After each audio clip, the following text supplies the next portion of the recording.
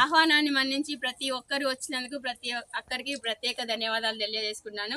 ఈ ప్రోగ్రామ్ ని ప్రతి ఒక్కరు సక్సెస్ చేయవలసిందిగా కూడా కోరుతున్నాను. మనిషికి ఒక మొక్క చొప్పునైనా నాటాలని నేనైతే కోరుకుంటున్నాను. ఎందుకంటే రాబోయే పరిస్థితులలో చాలా దారుణంగా ఉంటుంది పరిస్థితి. ఎందుకంటే మన ఆక్సిజన్ మనం పీల్చుకోవడానికి కూడా చాలా కష్టంగా ఉంటుంది. కాబట్టి ప్రతి ఒక్కరు కూడా ఒక్కొక్క మొక్కను నాటాల్సిందిగా కోరుతున్నాను. ఈ టెర్రస్ గార్డెన్లు కూడా చిన్న చిన్నవి డెవలప్ చేయాలని కోరుతున్నాను. వేస్ట్ ప్లాస్టిక్ బాటిళ్లతోటి స్టార్ట్ చేయాలి ఫస్ట్ మొక్కలు.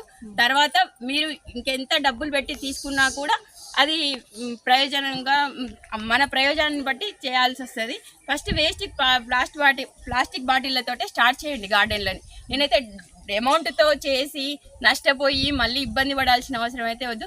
ప్రకృతిలో ప్రతి మొక్క ఇంపార్టెంటే, అది పక్షికే కానీ మనిషికే కానీ ఇంకా దేనికైనా సరే ప్రతి ఒక్కరు ఒక్కొక్క మొక్కనైతే ప్రతిసారి నాటేసి చిన్న చిన్న గార్డెన్లను మాత్రం డెవలప్ చేయాలని మాత్రం కోరుతున్నాను.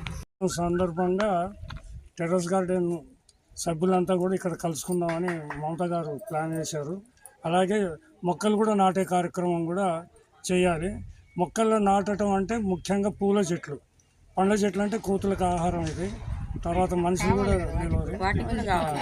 తర్వాత అన్నీ కావాలి. కూరగాయలు కూడా ఇక్కడ కోసుకునే వాళ్ళు ఎవరు లేరు. కానీ ముఖ్యంగా మేము పండ్ల చెట్లని కాకుండా పూల చెట్లను పెంచుదాం, ఆహ్లాదంగా ఉంటుంది, వాతావరణం బాగుంటుంది అనే ఉద్దేశంతో ఈరోజు తల ఒక మొక్క తెద్దాం అని అనుకున్నాం.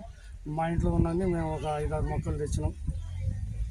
తర్వాత మాది ఓపెన్ ప్లేసు, ఒక కుంట స్థలం ఉంటుంది. దాంట్లోనే మేము అన్ని రకాల మొక్కలు వేసినాము. కూరగాయలు, పండ్లు, పూలు అలాగని మా ఇంటి ముందు, తర్వాత మా వీధి కూడా హరితవనం కావాలి, హరితహారం కావాలనే సంకల్పంతో చేసినాం. తర్వాత కాకుండా పక్కన మన బజారు, దాంట్లో కూడా పూలు పెంచండి, ఆహ్లాదంగా ఉంటుంది.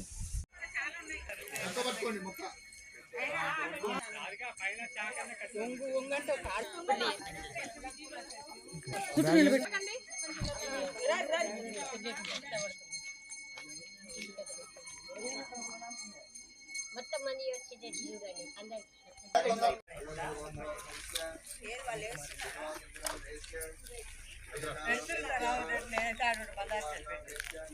వీడియో తీస్తుంటే యాక్షన్